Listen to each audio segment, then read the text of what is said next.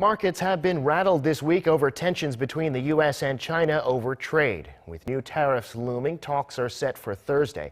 President Trump is blaming China for breaking a deal they had apparently almost reached. Kim Hyesung reports. U.S. President Donald Trump has accused China of breaking the deal in the ongoing U.S.-China trade talks. Speaking at a campaign rally in Florida on Wednesday, President Trump attributed his recent threat of tariff increases to Beijing's negotiating position. The vice premier tomorrow is flying in, good man, but they broke the deal. They can't do that. So I just announced it will increase tariffs on China. And we won't back down until China stops cheating our workers and stealing our jobs. Trump threatened to impose additional tariffs on Chinese goods in a Twitter post last weekend, accusing China of backtracking on provisions of a draft trade deal. On Wednesday, local time, the U.S. Trade Representative's office filed paperwork to raise tariffs on $200 billion of Chinese imports to 25% from the previous 10%, effective this coming Friday.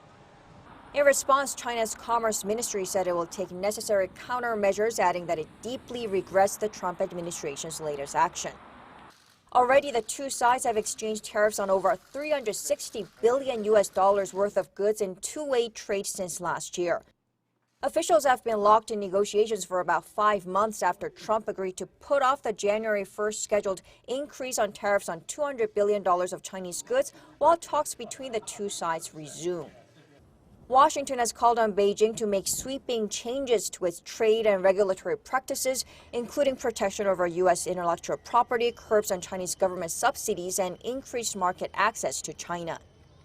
While trade tensions escalate, White House Press Secretary Sarah Sanders said Wednesday that the U.S. has received indication that China wants to make a deal, adding they will sit down with the Chinese delegation, including Vice Premier Liu He, on Thursday, and see what happens from there.